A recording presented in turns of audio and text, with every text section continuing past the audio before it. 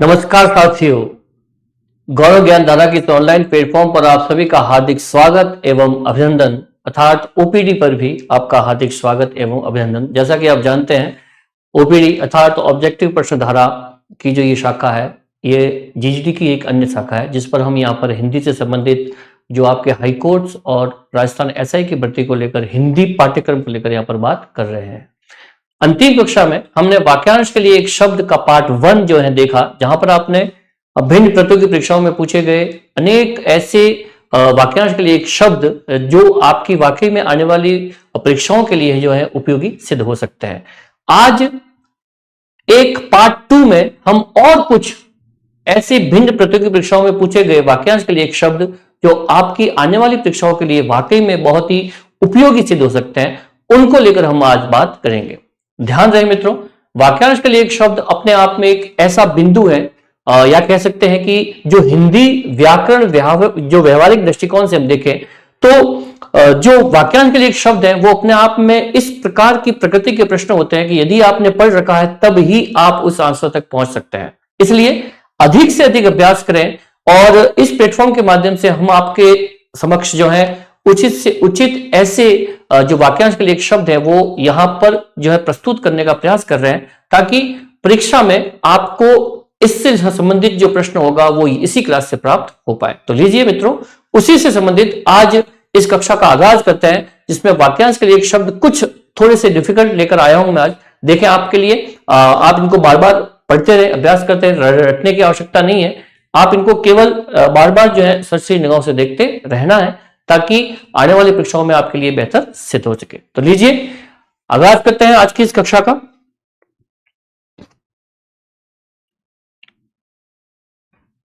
वाक्यांश के लिए एक शब्द, ये कुछ विशेष वाक्यांश हैं। इन वाक्यांशों के संक्षिप्तीकरण के लिए या संक्षेप करने के लिए हम इन शब्दों का उपयोग करते हैं, जिनमें आप अधिकतम न लिखे, बिल्कुल ही संक्षिप्त शब्दों में ही लिखकर उस पूरे वाक्य का जो अर्थ है निकाल सकते हैं, जिसका पता ना हो। पहला यहां पर आपके सामने एक वाक्यांश है, जिसका पता ना हो, अर्थात हम इसका आंसर कह सकते हैं कि अज्ञात या लापता। क्या कह सकते हैं? लापता। जो लापता हो, जिसका पता न हो, उसके लिए शब्द आएगा जिसका पता ना हो, अर्थात लापता, अज्ञात। अंक, अंक अर्थात गोद में सोने वाला, अंक अर्थात गोद में सोने वाला, अर्थात अंकशाई। क्या शब्द हो जाएगा इसके लिए? अंकशाई। फिर है नेक्स्ट, जिसके समान दूसरा न हो, जिसके समान दूसरा न हो, जो जैसा है वो उसके समान कोई दूसरा हो ही नहीं सकता, उसके लिए शब्द होगा अद्वितीय। क्या होगा?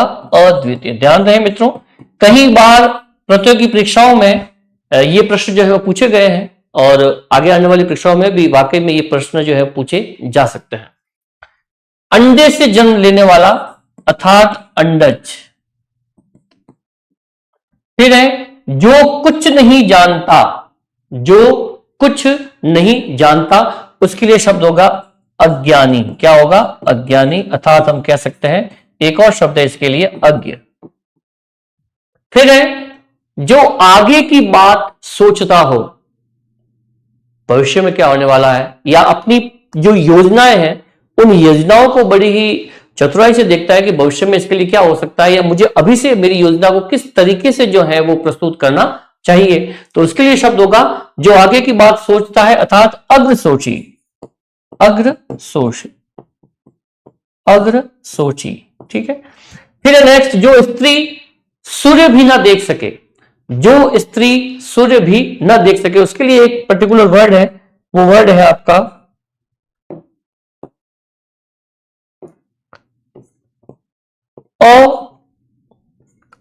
असूर्यम, असूर्यम पश्या,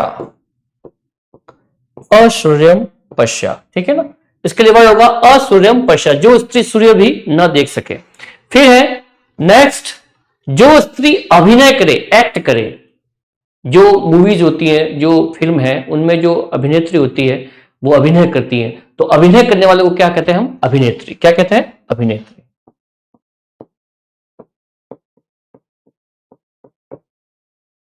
फिर है जिसे बुलाया ना गया हो, एक तो होता है बुलाया गया, उसे हम कहते हैं आहूत। अर्थात यहां पर जो आपका वाक्यांश है वो है जिसे बुलाया ना गया हो, अर्थात अनाहुत। क्या होगा सब उसके लिए? अनाहुत। फिर है जो अनुग्रह से युक्त हो, जिसके साथ में अनुग्रह किया गया हो, ठीक है ना, तो उसके लिए शब्द होगा अनुग्रहित। क्या होगा? अनुग्रहित। यहां लिख देता हूं मैं इसको, अनुग्रहित।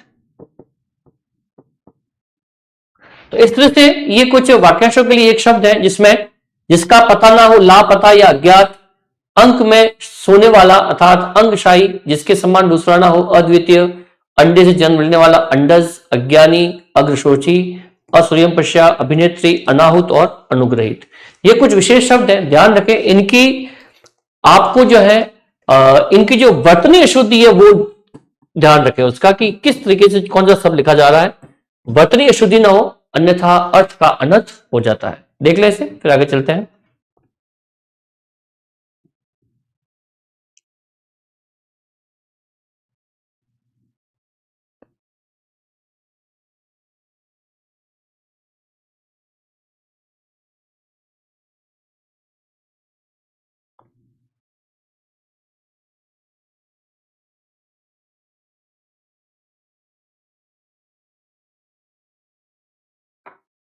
आशा है मित्रों आप देख पाए होंगे इसे। आगे चलते हैं। धरती और आकाश के धरती और आकाश के बीच का स्थान, धरती और आकाश के बीच का जो स्थान होगा वो होगा अंतरिक्ष। क्या होगा? अंतरिक्ष। फिर है जो इंद्रियों द्वारा न ना जाना जा सके उसे कहेंगे अगोचर। क्या कहेंगे? अगोचर। जो इंद्रियों के द्वारा ना जाना जा सके, हम इंद्रियों के द्वारा उसका पहचान जो है वो नहीं कर सकते। अतिवृषा होना, अतिवर्षा होना, अतिवृष्टि। क्या होगा? अतिवृष्टि। अतिवृष्टि। फिर है वर्षा न होना, उसके लिए शब्द होगा अनावृष्टि। क्या होगा? अनावृष्टि।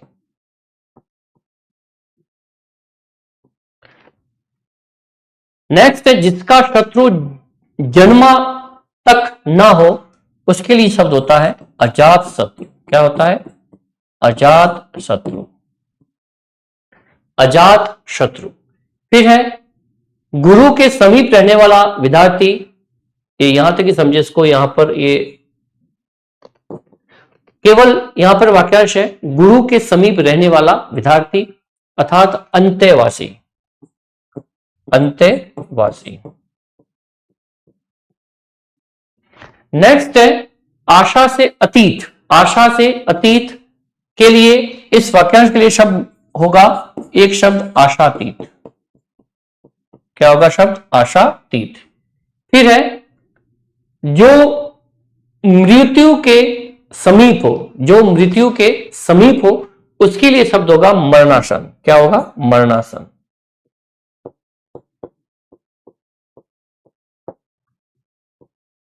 मरणासन। मरणासन की स्थिति मतलब कि आसन, मरण धन आसन मतलब कि बिल्कुल ही मरने के नजदीक, समीप, ठीक है। जिसका अपकार किया गया हो, क्या गया हो? अपकार कर देते हैं, उसके लिए कहे शब्द होगा अपकृत। क्या होगा शब्द? अपकृत।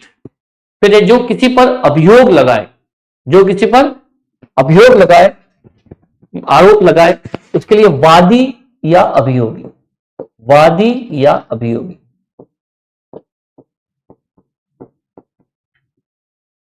इस तरह से ये कुछ विशेष जो है यहां पर आपके सामने वाक्यांश के लिए एक शब्द है अंतरिक्ष, अगोचर, अतिवृष्टि, अनावृष्टि, अजात शत्रु, अंत्यवासी, आशातीत, मरणासन, अपकृत, वादी और अभियोगी। वादी या अभियोगी। देख लें इन्हें, फिर आगे चलते हैं।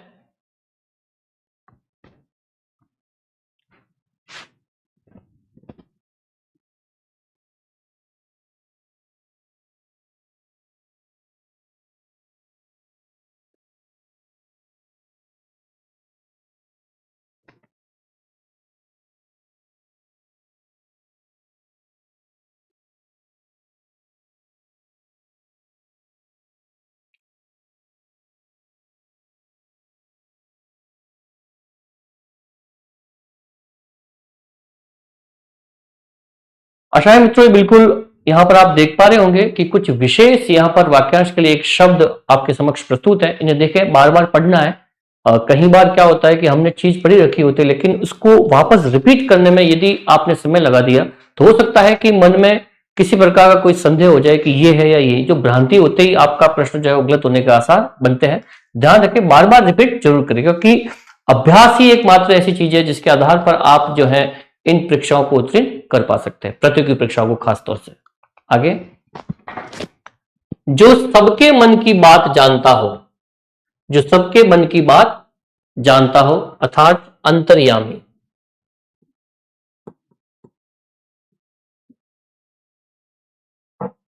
फिर है सर्वाधिक अधिकार प्राप्त शासक, जिसके पास में अधिक से अधिक जो है सर्वाधिक अधिकार प्राप्त है उसे, ठीक है, उसके लिए शब्द होगा यहां पर अधिनायक। क्या होगा? अधिनायक। नेक्स्ट है आदि से अंत तक, तो होगा अध्योपांत। इसके लिए शब्द होगा अध्योपांत।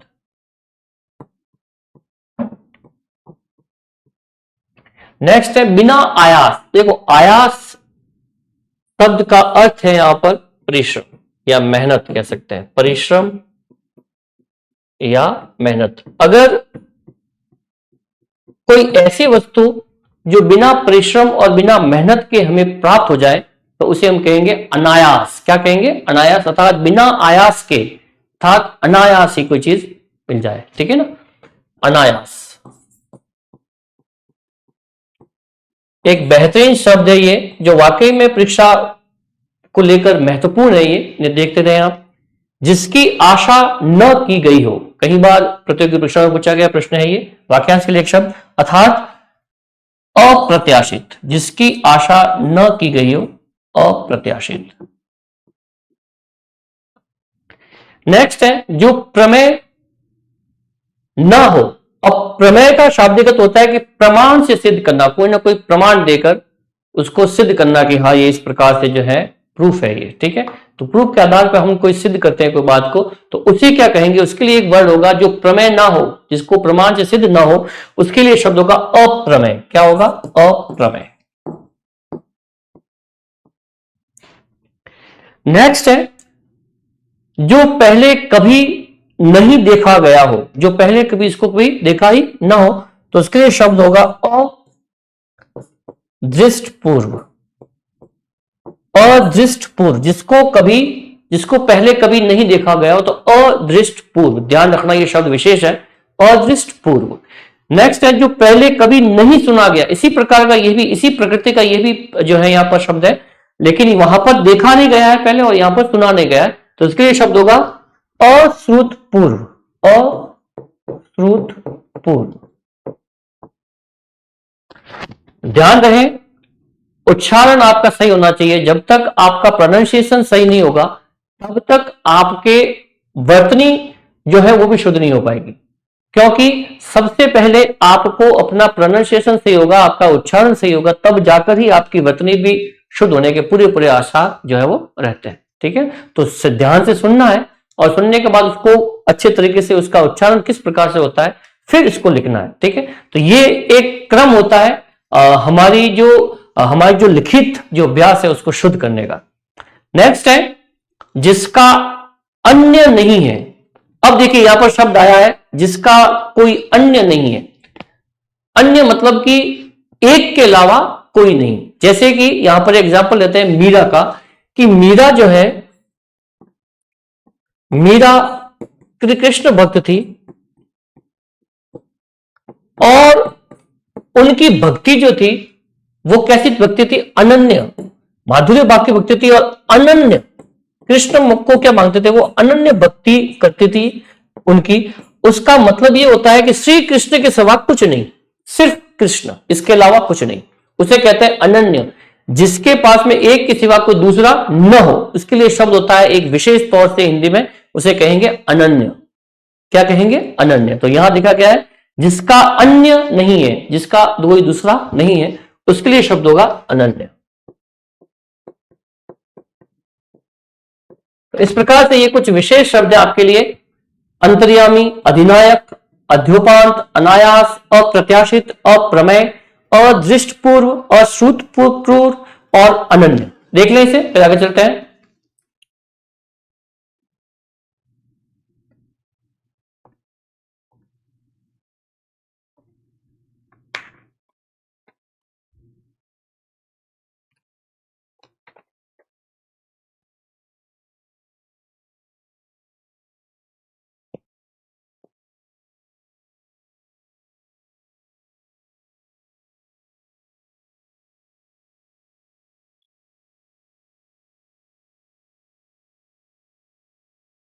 आशा है मित्रों कि यहाँ पर ये शब्द वाकई में आपको आपके एग्जामिनेशन दृष्टिकोण से बेहतरीन पा रहे होंगे आप यहाँ पर इस कक्षा के माध्यम से।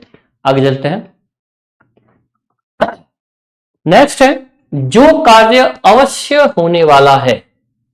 प्रश्न की प्रकृति को देखें, यहां पर वाक्य को देखें कि जो कार्य अवश्य होने वाला है अर्थात अवश्यम भावी, अवश्यम भावी शब्द होगा अवश्यम भावी। नेक्स्ट है, जिसका जन्म अंत्य जाति में हुआ हो अर्थात अंत्य का मीन्स होता है निम्न जाति। ध्यान रखें, अन्य का मतलब होता है निम्न। ठीक है, जो निम्न वर्ग होता है उसके लिए बात की यहां पर कि जिसका जन्म अंत्य जाति में हुआ हो अर्थात उसके लिए एक विशेष शब्द निकल कर आता है अंत्य। क्या होता है? अंत्य। ज से मतलब से उत्पन्न, से उत्पन्न। ठीक है ना, हमने कल इससे पहले पर्यायवाची शब्द में देखा था कि किस तरह से पानी के पर्यायवाची शब्दों में ज मिला देते हैं तो वो कमल के पर्यायवाची बन जाते हैं। ठीक है ना, पानी से उत्पन्न, ज से उत्पन्न, ज का शाब्दिक अर्थ होगा ज। ठीक है, तो अंत्यज मतलब कि जो निम्न जाति से उत्पन्न हुआ हो उसके लिए शब्द होगा अंत्यज। आत्मा और परमात्मा का द्वैत अर्थात अद्वैतवादी, अद्वैतवाद। नेक्स्ट है, आग से झुलसा हुआ, जो अग्नि के द्वारा बिल्कुल झुलस गया है, जल गया है पूरा, उसके लिए शब्द होगा अनल दग्ध। क्या होगा शब्द? अनल दग्ध, अनल दग्ध। ठीक है, राजभवन के अंदर महिलाओं का निवास। ध्यान रखें, जो भी राजा महाराजों की हम बात करते हैं, हमारे इतिहास को देखते हैं तो जो भी राजा महाराजा हुए उनके जो महिलाओं के जो रहने का स्थान होता था वो एक विशेष होता था, उसका एक विशेष नाम भी प्रचलित है अपनी भाषा में। तो उसके लिए राजभवन के अंदर महिलाओं का निवास अर्थात अंतःपुर, अर्थात अंतःपुर। ठीक। नेक्स्ट है, पर्वत के ऊपर की समतल भूमि। बहुत बार परीक्षाओं में पूछा गया शब्द है ये, और हमेशा अगर आपने उसको ढंग से नहीं पढ़ा है तो कहीं ना कहीं आपको भ्रांति में ये डाल ही देता है। ठीक है ना, ध्यान रखें कि पर्वत के ऊपर की समतल भूमि अर्थात अधित्य का क्या होगा? अधि, अधि मतलब कि ऊपर होता है। ध्यान रखना, हमने उपसर्ग और प्रत्यय पढ़े हैं, उपसर्ग में देखा है कि अधि किस प्रकार से, अधि का जो शाब्दिक अर्थ होगा वो क्या होगा? पर्वत के ऊपर की समतल भूमि अर्थात अधित्य का। नेक्स्ट है, कनिष्ठा और मध्यमा के बीच में, ये कनिष्ठा है और ये मध्यमा है, इसके बीच की जो अंगुली होगी उसे हम क्या कहेंगे? यहां पर अनामिका। क्या कहेंगे? अनामिका। कई बार परीक्षाओं में पूछा गया है, भ्रमित नहीं होना है और बार बार पढ़ना है ताकि इस प्रकार के प्रश्न यदि आपके सामने प्रस्तुत हो तो आप उसे ढंग से उत्तर तक पहुंच पाए। किसी के पीछे चलने वाला अर्थात अनुगामी, अर्थात अनुगामी या कह सकते हैं अनुयायी। नेक्स्ट है, जो नया ना हो। शब्द क्या है? जो नया ना हो अर्थात अनूतन शब्द होगा यहां पर अनूतन। बहुत ही बेहतरीन शब्द है ये, देख ले। अवश्यम भावी, अंत्यज, अद्वैतवाद, अनल दग्ध, अंतःपुर, अद्वितीय का, अनामिका, अनुगामी या अनुयायी और अनूतन। देख ले इसे, फिर आगे चलते हैं। बेहतरीन शब्द है आपके लिए ये।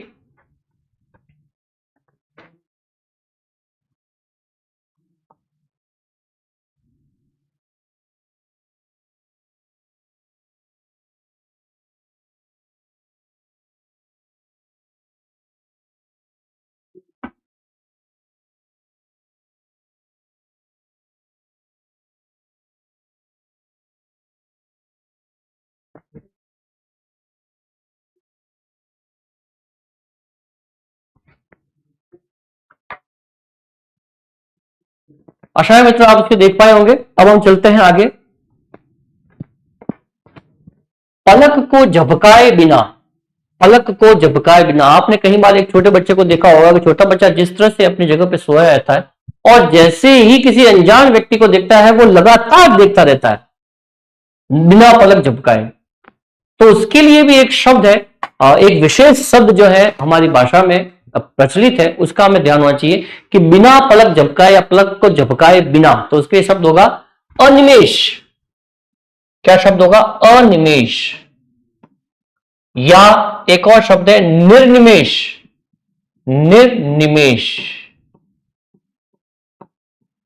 हम कह सकते हैं कि बिना पलकों को झुकाए लगातार एक टक देखे रहना, उसे कहते हैं अनिमेष या निर्निमेष। ठीक है। सर्वाधिक अधिकार प्राप्त शासक वही अधिनायक।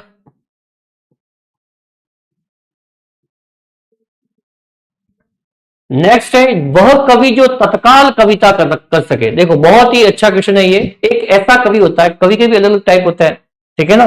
कोई कवि ओज कवि का होता है, कोई कवि हास्य कवि होता है, कोई आशु कवि होता है, ठीक है ना। तो यहां पर जो वाक्यांश है वो है आपका कि वह कवि जो तत्काल कविता कर सके, मतलब कि हाथों हाथ उसने आपको आपने उसको शीर्षक दिया और हाथों हाथ कविता तैयार।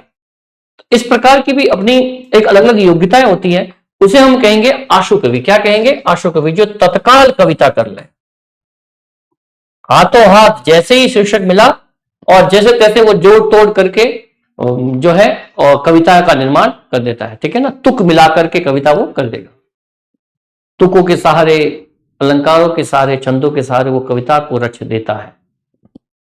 दूसरों के सुख के लिए अपना त्याग, अर्थात आत्मा उत्सर्ग, आत्मा उत्सर्ग, आत्मो उत्सर्ग, ठीक है ना, आत्मा का उत्सर्ग। नेक्स्ट है वह जिसका पति प्रदेश से लौटा हो। बहुत ही अच्छा प्रश्न, कई बार प्रतियोगी परीक्षाओं में ये पूछा गया है, अर्थात आगत पति का शब्द होगा आगत पति का। ध्यान रहे इस प्रकार के प्रश्न बहुत ही प्रतियोगी परीक्षाओं में पूछे जाते हैं। जिसका पति प्रदेश से लौटा हो उसे कहेंगे आगत पति का। पैर से लेकर सिर तक, पैर से लेकर सिर तक का जो वर्ण होगा उसे कहेंगे आपाद मस्तक, आपाद मस्तक।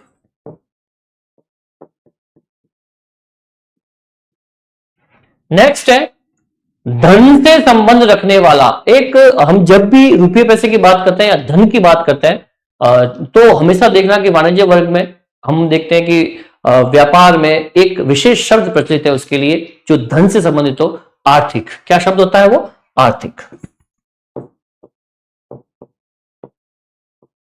नेक्स्ट है जो आलोचना के योग्य हो, जिसका क्रिटिसाइज हम कर पाए, आलोचना कर पाए, जिसकी, जिसको बुरा या अच्छा कह पाए, या खासतौर से हम बुरा ही कह सकते हैं, या कुछ आलोचनाओं में कुछ भी चीजें हो सकती है, ठीक है ना। तो जो आलोचना के योग्य हो उसे कहेंगे आलोच्य। क्या कहेंगे? आलोच्य। ध्यान रखना, बिल्कुल पदभ्रष्ट नहीं होना है और शब्द का ध्यान रखना है, आलोच्य। जो विश्वास या दिलासा दे गया हो, दिलाया गया हो, जो आपको जो है इस प्रकार की विश्वास, जिस तरह से हमारे जो लीडर्स होते हैं, हमारे नेता लोग होते हैं, वो हमें किस प्रकार से आश्वासन देते हैं कि मैं इस प्रकार के कार्य कर दूंगा, वो जो हमको आशा दिला के गया हो, उसके लिए एक शब्द विशेष प्रचित है, उसे कहते हैं आश्वस्त करना। क्या करना? आश्वस्त। अर्थात जो विश्वास या दिलासा दिलाया गया हो उसके लिए शब्द होगा आश्वस्त। क्या होगा? आश्वस्त। नेक्स्ट है आंतों में होने वाला। हमारे जो आते हैं, छोटी आंत, बड़ी आंत, उनमें होने वाला कोई ऐसी परेशानी है, समस्या है, तो उसे क्या कहेंगे? आंतरिक। क्या कहेंगे? आंतरिक।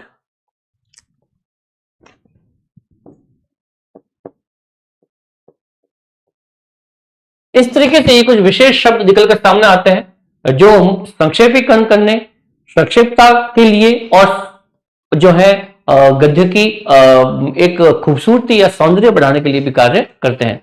अनिमेष, निर्निमेष, अधिनायक, आशु कवि, आत्मोत्सर्ग, आगत पति का, आपाद मस्तक, आर्थिक, आलोच्य, आश्वस्त, आंतरिक। इस तरीके से ये कुछ ऐसे तकनीकी वर्ड भी कह सकते हैं हम जो जो हमारी भाषा को जो है वो कुछ विशेष प्रकार देने का प्रयास करते हैं। देख ले इसे, फिर आगे चलते हैं।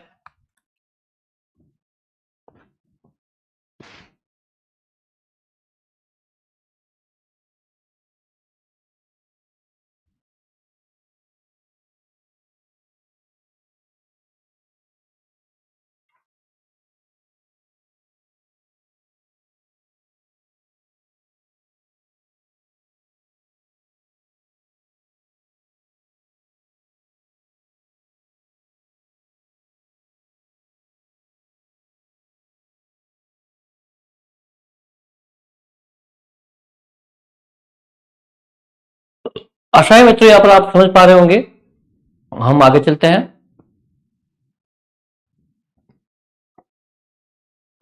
उत्तर और पूर्व के बीच की दिशा, देखिए कुछ बेहतरीन और भी वाक्यांश जो हमारी भाषा को मजबूत बनाने में भी सहायक रहते हैं, उनको हम यहां पर अध्ययन कर रहे हैं कि उत्तर और पूर्व के बीच की दिशा अर्थात ईशान, ईशान या ईशान्य। फिर है जिस भूमि में कुछ भी पैदा ना होता हो, ऐसी भूमि जहां पर कुछ पैदा ना होता हो, और उसे कहते हैं ऊसर भूमि। क्या कहते हैं? ऊसर। जिसमें वो योग्यता न बसी हो उसे हम कहेंगे ऊसर भूमि। ऊपर की ओर जाने वाला, जो ऊपर की ओर अग्रसर होता है उसे कहेंगे ऊर्ध्वमुखी। क्या कहेंगे? ऊर्ध्वमुखी, ऊर्ध्वमुखी। नेक्स्ट है ऊपर आने वाला श्वास, जो सांस है हमारा, वो जो अगर ऊपर आता है तो उसे क्या कहते हैं? उसके लिए एक शब्द है विशेष, उच्छ्वास। क्या होता है? उच्छ्वास। ध्यान रखें ये शब्द विशेष है और इस विशेष स्थिति के लिए विशेष शब्द ही प्रचलित है। ठीक है, इस चीज का भी ध्यान रखें हम लोग। सूर्योदय से पहले का काल बहुत ही अच्छा समय। देखो एक समय होता है जो सूर्योदय से पहले का होता है, उसके लिए एक विशेष शब्द जो है वो प्रचलित है, उसे हम कहते हैं उषा काल। क्या कहते हैं? उषा, उषा काल। उषा काल से संबंधित ये हो सकता है कि सूर्योदय से पहले, मतलब कि एक ऐसी स्थिति जब चंद्रमा भी ड्यूटी पे ना हो, मतलब कि चंद्रमा जो है छुप चुका होता है और सूर्य भी आने वाला होता है, मतलब कि दोनों की ड्यूटीज है। सुबह अर्ली मॉर्निंग हम देखते हैं कि एक ऐसा समय जब चंद्रमा भी दिखाई नहीं देता है और सूर्य भी जो है उनका उसका जो उगना जो है वो भी नहीं हुआ होता है, वो भी ड्यूटी पे नहीं आया, उससे बीच में जो एक अंतराल होता है उसे हम क्या कहते हैं? उषा काल। जो सुबह की लालिमा होती है, हम देखते हैं कि जहां से सूर्य उगने वाला होता है उसमें लालिमा से भी पहले का जो चिन्ह, जो चित्र बनता है उसे हम क्या कहेंगे? उषा काल। ध्यान रखें कि सूर्योदय से पहले का काल उषा काल। नेक्स्ट है पर्वत के नीचे तलहटी की भूमि। अब देखो यहां पर इससे पहले हमने कहा था कि पर्वत के ऊपर की भूमि, तो वो तो हो गई अधितय का। अब यहां पर है पर्वत के नीचे तलहटी की भूमि, तो उसे हम कहेंगे उपतय का। क्या कहेंगे? उपतय का। इस चीज का विशेष ख्याल रखें, ये जो है कहीं ना कहीं आपको भ्रमित कर सकती है। तो अधितय का मतलब कि ऊपर, और उपतय का मतलब कि पर्वत के नीचे की तलहटी। ठीक है ना, ये ऊपर ये नीचे। क्लियर? नेक्स्ट है सांसारिक वस्तुओं को प्राप्त करने की इच्छा। बहुत ही बेहतरीन प्रश्न। सांसारिक वस्तुओं को प्राप्त करने की इच्छा अर्थात ऐसना। क्या होता है? ऐसना। विशेष शब्द है ये ऐसना। जितनी भी संसार की जो भौतिक वस्तु है उनको प्राप्त करने की इच्छा होती है, उसके लिए शब्द है ये ऐसना। सांप बिच्छू के जहर, भूत प्रेत के भय को मंत्रों से झाड़ने वाला एक विशेष जो है एक प्राणी विशेष या जाति विशेष कह सकते हैं, गोत्र विशेष कह सकते हैं हम, कि जो सांप बिच्छू के जहर को और भूत प्रेत के भय को मंत्रों के द्वारा झाड़ने का हुनर रखता हो, योग्यता रखता हो, उसे हम कहते हैं ओझा। क्या कहते हैं? ओझा। फिर अपने विवाहित पत्नी से उत्पन्न पुत्र, ये कई बार प्रतियोगिता परीक्षा में पूछा गया प्रश्न है। विवाहित पत्नी से जो उत्पन्न पुत्र होता है उसे कहते हैं औरस। क्या कहते हैं? औरस। ध्यान रखें, औरस। इस तरीके से ये कुछ विशेष शब्द ईशान, ईशान्य, उसर, उद्धर्वमुखी, उच्छ्वास, उषाकाल, उपतयका, ऐशना, ओझा, ओरस देख ले इसे। फिर आगे चलते हैं।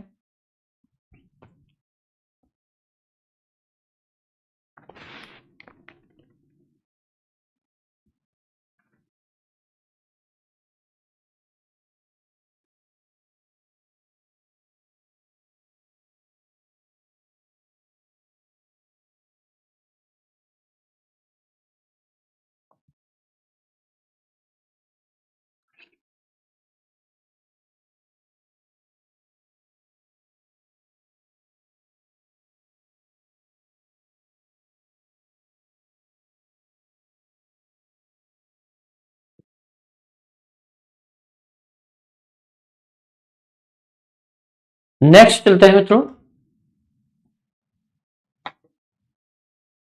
देखो जो बात पूर्व काल से लोगों में कह सुनकर प्रचलित हो, अब वो प्रचलित तो है, लेकिन कितना उसमें झूठ है, कितना उसमें सच है, इसका कोई प्रमाण नहीं है।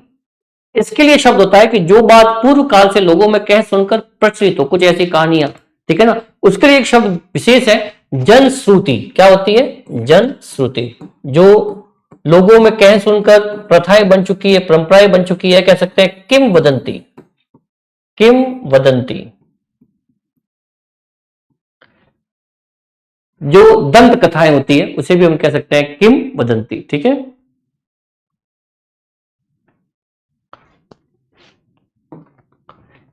किंवदंती।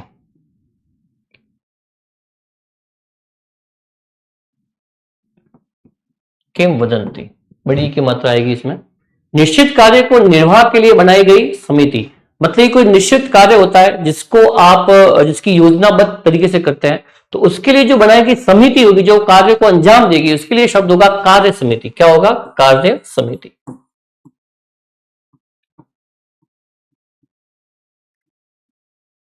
नेक्स्ट है जो खरीद मोल लिया गया हो, बहुत ही बेहतरीन शब्द है ये, जिसको मोल लिया गया हो, पैसों से खरीद कर लिया गया हो, उसके लिए शब्द है हिंदी में क्रीत। क्या शब्द होगा? क्रीत। नेक्स्ट है जिसे यह ना जान पड़ता हो कि क्या करूं क्या ना करूं, मतलब कि वो इतनी भ्रांति में हो कि मुझे क्या करना चाहिए या क्या नहीं करना चाहिए, इसका कोई ज्ञान ही नहीं है उसे, मतलब कि उसकी जो बुद्धि है जो है वो ढंग से कार्य नहीं कर रही होती। कई बार स्थिति ऐसी बन जाती है इंसान के जीवन में कि क्या करे, कहां जाए, किस तरह से करे, और उसे कोई पता नहीं चलता है, उसकी बुद्धि ढंग से, न तो कोई उसे को सलाह देने वाला होता है, न को किसी से सलाह पूछ सकता है। ऐसी स्थिति जो बनती है उसके लिए वर्ड है किम कर्तव्य विमूढ़। किम कर्तव्य विमूढ़। किम कर्तव्य विमूढ़, ठीक है। यह शब्द होगा किम कर्तव्य विमूढ़। जिसका ज्ञान अपने ही स्थान तक सीमित हो, जिसका ज्ञान अपने ही ज्ञान तक, अपने ही स्थान तक सीमित हो, मतलब कि एक ही जगह का वो इंसान हो, वो बाहर नहीं जा सकता, उसके लिए शब्द होता है कूप मंडूक। क्या होता है? कूप मंडूक। कूप मंडूक। नेक्स्ट है वृक्ष लता फूलों से घिरा स्थान। वृक्षों से, लताओं से, फूलों से घिरा स्थान होता है, उसके लिए होता है कुंज। क्या होता है? कुंज। उपवन ही कह सकते हैं हम, कुंज, लेकिन यहां पर विशेष शब्द है, इसका ध्यान रखें। जो दुख या भय से पीड़ित हो, जो दुख या भय से बिल्कुल पूरी तरह से वो जो है पीड़ित हो, इसको देख लेते हैं। अपनी गलती स्वीकार करने वाले को, दुख या भय से जो पीड़ित हो उसे हम कहेंगे, अपनी गलती स्वीकार करे, ये तो होता है कायल, और ये होता है कातर।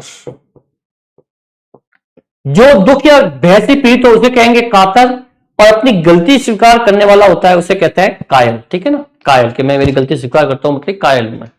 दूसरों के मत का विरोध करना, दूसरों के मत मतलब कि जो दूसरे अपने हिसाब से सलाह देते हैं या मत देते हैं उसका विरोध कर देना कि नहीं आप ये सही नहीं कर रहे, उसके कहते हैं खंडन करना। क्या करना? खंडन करना।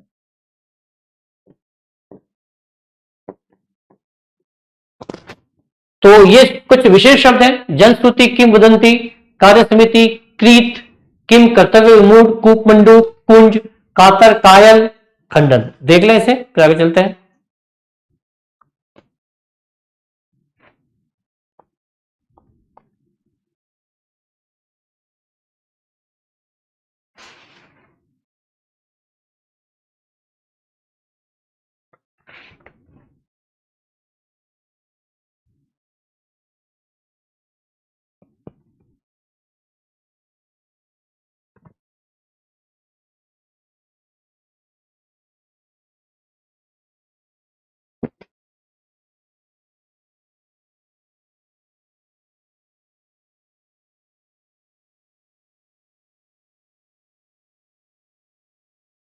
आगे चलते हैं मित्रों, कुछ और विशेष शब्दों को लेकर। आकाश के पिंडों का विवेचन करने वाला, देखो आकाश के जितने भी ग्रह हैं, पिंड हैं, उनका विवेचन करने वाला, उसके लिए शब्द होता है खगोल शास्त्री। क्या होता है? खगोल शास्त्री। उसके लिए विशेष शब्द होगा खगोल शास्त्री। जो अशिष्ट व्यवहार करता हो, जिसका व्यवहार शिष्टता से भरा ना हो, ठीक है ना, मैनर्स नहीं हो, उसे हम कहेंगे असभ्य। क्या कहेंगे? असभ्य। जो कठिनता से और देर से पचे, देखो पचने का जो डाइजेशन का सिस्टम होता है हम जो खाते हैं, वो उसके लिए शब्द होता है कि जो कठिनता से पचता है, पच नहीं पाता है, उसे कहेंगे गरिष्ठ। क्या कहेंगे? गरिष्ठ। उसके लिए विशेष शब्द होता है गरिष्ठ। फिर है गंगा से संबंधित या उत्पन्न, तो उसके लिए शब्द होगा गांगेय। क्या होगा? गांगेय। यहां पर गरिष्ठ शब्द जो है,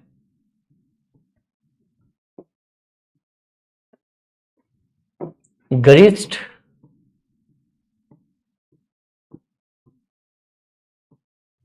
गांगेय, गंगा से संबंधित जो उत्पन्न होगा या संबंधित होगा उसे कहेंगे गांगेय। जिसका ज्ञान इंद्रियों द्वारा हो सके उसे हम कहेंगे गोचर। क्या कहेंगे? गोचर। जिसका नहीं हो सकता उसे कहा हमने अगोचर, और हो सके उसे कहेंगे गोचर। वह कृति जिसमें गद्य एवं पद्य दोनों मिश्रित हो। यदि आप साहित्य को पढ़ते हैं तो साहित्य में कई बार क्या होता है कि गद्य और पद्य से संबंधित दोनों ही मिश्रित यदि साहित्य है, तो उसके लिए एक विशेष शब्द प्रचलित है हिंदी में, उसे हम कहते हैं चंपू काव्य। क्या कहते हैं? चंपू।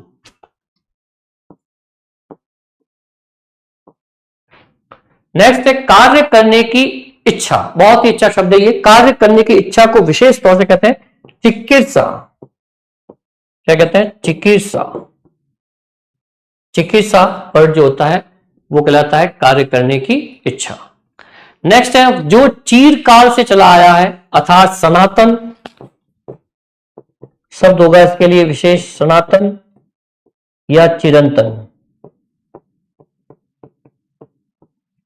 फिर नेक्स्ट जो दूसरों में केवल दोषों को ही खोजता हो, ऐसा व्यक्ति जो हमेशा हर किसी में जो है गलतियां ही ढूंढता हो, उसके लिए शब्द होगा दूसरों के लिए।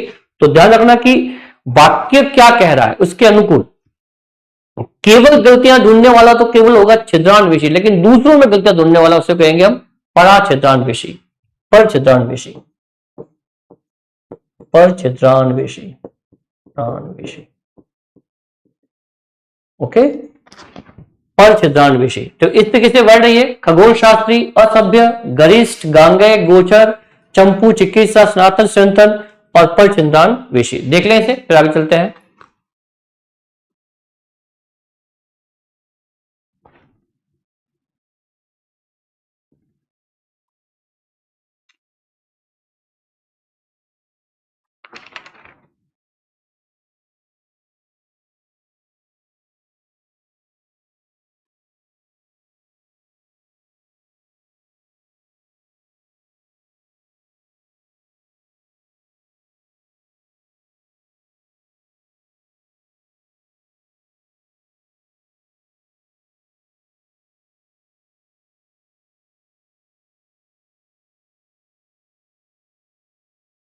आशा है मित्रों की यहाँ पर जो भी हम शब्द देख रहे हैं वो वाकई में आपको प्रतियोगी परीक्षाओं के दृष्टिकोण से बहुत ही महत्वपूर्ण जो है यहाँ पर आभास हो रहा होगा उनकी महत्वपूर्णता का। और ये कई बार प्रतियोगी परीक्षाओं में, पूर्व की प्रतियोगी परीक्षाओं में पूछे गए हैं और आने वाली प्रतियोगी परीक्षाओं के लिए भी बहुत ही महत्वपूर्ण है। आगे चलते हैं। पत्थर को गढ़ने वाला औजार, जो पत्थर को गढ़कर या पत्थर को भी तोड़ मरोड़ कर उसको एक आकार देना, उस आकार देने में जो औजार कार्य करता है उसे हम कहते हैं छेनी। क्या कहते हैं? छेनी। फिर किसी को जीतने वाला, किसी को जीतने की चाह रखना, ठीक है ना, किसी को जीतना है तो उसके लिए शब्द होता है, बहुत ही अच्छा शब्द है ये, जिगीसा। क्या होता है? जिगीसा। नेक्स्ट है अपनी इज्जत बचाने के लिए किया गया अग्नि प्रवेश। हम कई बार देखते हैं हमारे इतिहास में कि किस तरीके से अपनी इज्जत बचाने के लिए जो हमारे राज महलों में कहीं जो महान ऐसी विभूत महिलाएं हुई हैं जिन्होंने अपनी इज्जत बचाने के लिए अग्नि प्रवेश कर दिया, तो उसके लिए एक विशेष शब्द प्रचलित है, जौहर करना। क्या करना? जौहर, अर्थात अपनी इज्जत बचाने के लिए किया गया अग्नि प्रवेश अर्थात जौहर।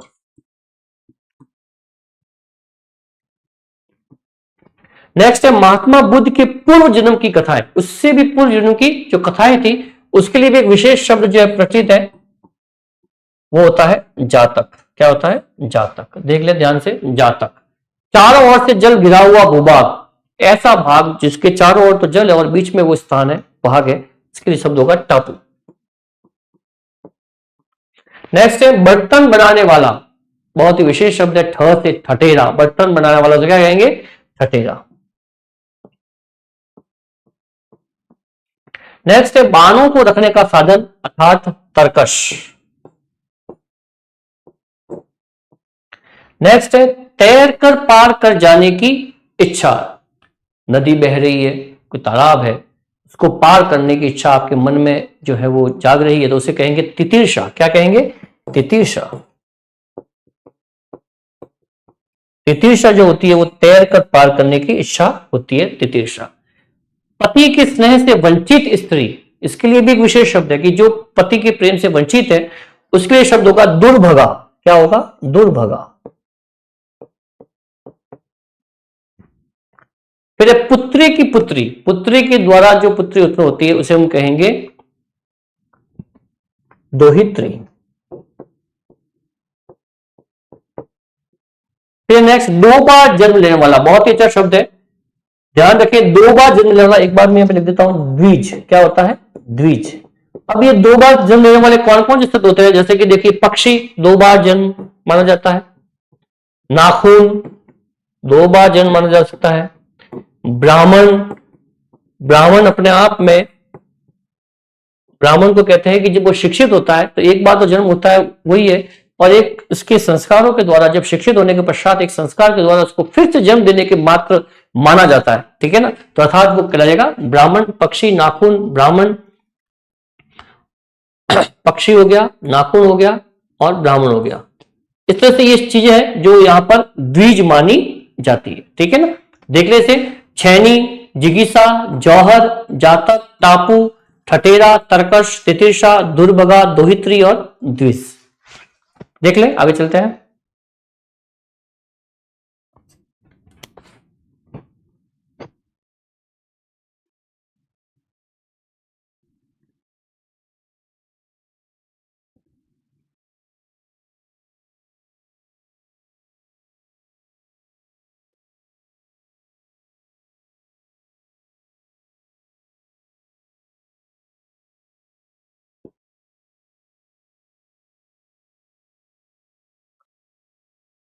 आशा है मित्रों यहां पर आप इन प्रश्नों को वाकई अच्छे तरीके से देख पा रहे होंगे। तो देखिए यहां पर एक शब्द आया है कि जो द्विज है वो पक्षी, नाखून, ब्राह्मण तो ही है, और इसके साथ में जो दांत होते हैं, उस दांत भी जो है आपको पता हो तो जब बच्चा जन्म लेता है उसके पश्चात 6-7 वर्ष के बाद में एक बार दांत उसके निकल जाते हैं और फिर से नए दांत आते हैं, ठीक है। तो दो बार जन्म, उसे भी कहेंगे हम द्विज। तो ये सब थे कुछ।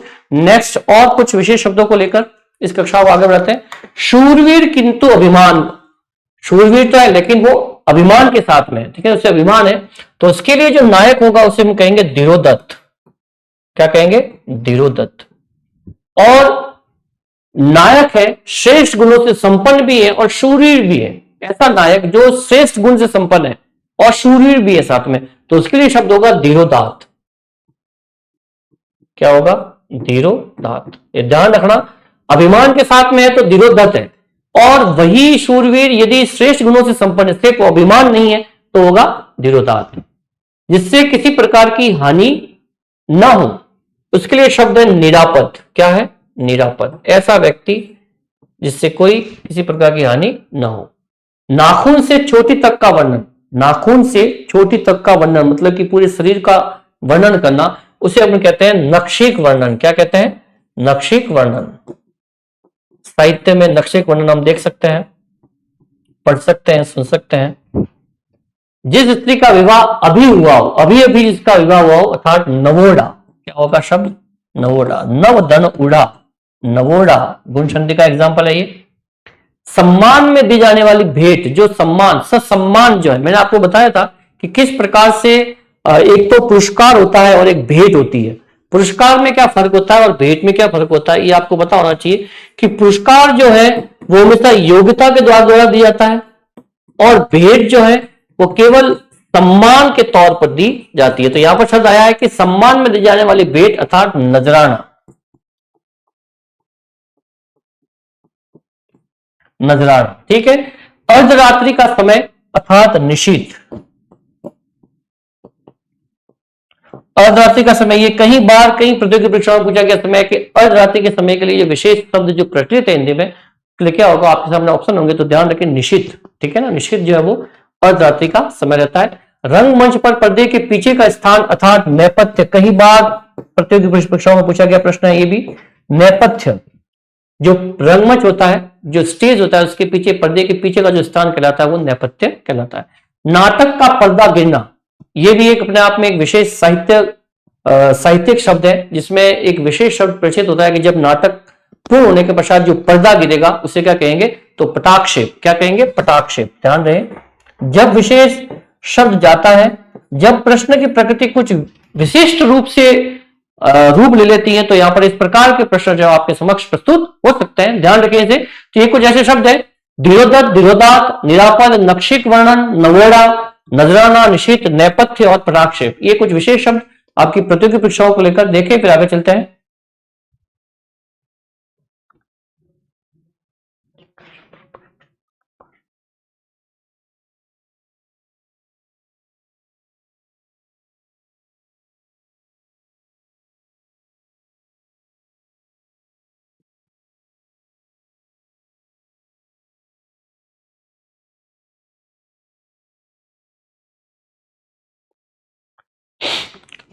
आशा है मित्रों की इन शब्दों को आप बेहतरीन तरीके से समझ पा रहे होंगे, इनके अर्थों को लेकर, शब्दों का अर्थ लेकर, और किस तरीके से ये आपकी भाषा में मजबूती प्रदान कर सकते हैं ये वाक्यांश के लिए एक शब्द। आगे चलते हैं। जिसका स्वभाव पशु के समान हो, बहुत ही अच्छा क्वेश्चन है ये। जिसका स्वभाव जो है वो पशु के समान हो, एनिमल के समान हो, उसे क्या कहेंगे, पाश्विक। पाश्विक अर्थात पाश्विक प्रवृत्ति का इंसान जो होता है, जो पशु समान व्यवहार करे, ठीक है। असभ्यता, समुद्र में लगने वाली आग, बड़वानल। ध्यान रखें, आग 3 प्रकार की होती है। जो जंगल में लगेगी उसे कहेंगे दावानल या दावाग्नि,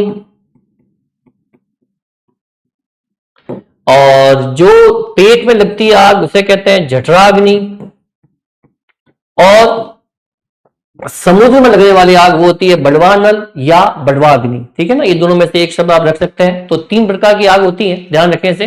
औषधियों का जानकार, जो आयुर्वेदिक औषधियों का जानकार होता है, उसके लिए विशेष शब्द है भेषज। क्या शब्द है, भेषज। ध्यान रखें, भेषज शब्द जो है वो औषधियों के जानकार के लिए एक विशेष रूप से प्रचलित है। मोक्ष की इच्छा रखने वाला अर्थात मुमुक्षु,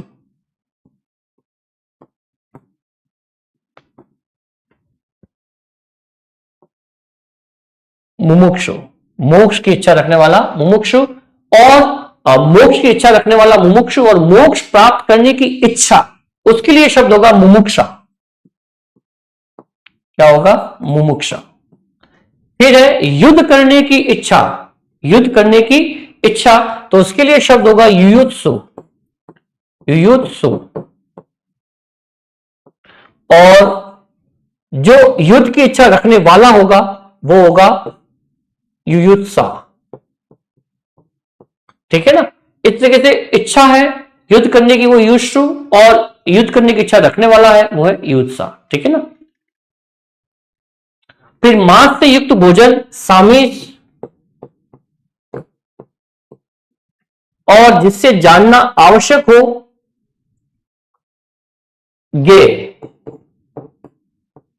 और सेना का वह भाग जो सबसे सेना का ऐसा भाग होता है जो सबसे आगे रहता है, उसके लिए शब्द होता है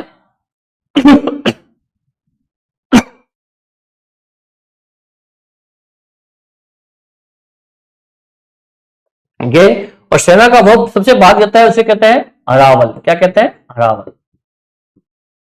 और पसीने से उत्पन्न जीव, देखो यहां पर एक शब्द आया पसीने से उत्पन्न जीव, उसके लिए शब्द होगा स्वदेश। क्या होगा, स्वदेश। ध्यान रखें, स्वदेश। तो इस तरह से जिसका स्वभाव पशु के समान हो, पाश्विक, बड़वानल, भेषज, मोक्ष की इच्छा रखने वाला मुमुक्षु, मोक्ष प्राप्त करने की इच्छा मुमुक्षा, और युद्ध करने की इच्छा, यहां पर देख ले, युद्ध करने की इच्छा जो है वो होगी युत्सा, और जो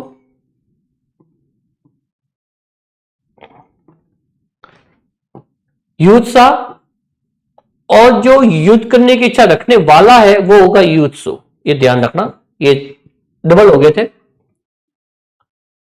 युद्ध करने की इच्छा युत्सा और युद्ध करने की इच्छा रखने वाला युत्सु, मांस से युक्त भोजन सामिश, जिससे जानना आवश्यक हो गए, और सेना का वो भाग जो सबसे आगे रहता है। जब भी सेना जहां पर आक्रमण करने जाती है तो उसमें सबसे पहला जो अग्रिम पंक्ति होती है उसे अरावल कहते हैं।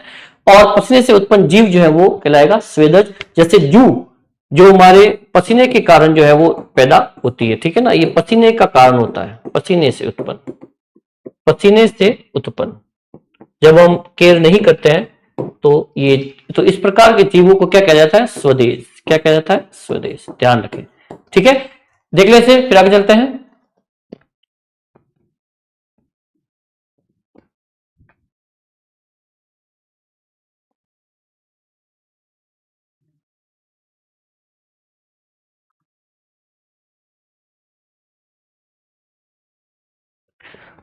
इस प्रकार मित्रों आज हमने कुछ उचित जो भूतपूर्व जो पूर्व की प्रतियोगी परीक्षाओं में और आने वाली परीक्षाओं के लिए, आने वाली प्रतियोगी परीक्षाओं के लिए कुछ विशेष ऐसे वाक्यांश के लिए एक शब्द का हमने यहाँ पर बेहतरीन तरीके से अध्ययन करने का प्रयास किया। हमने उचित से उचित शब्द आपके समक्ष प्रस्तुत किए।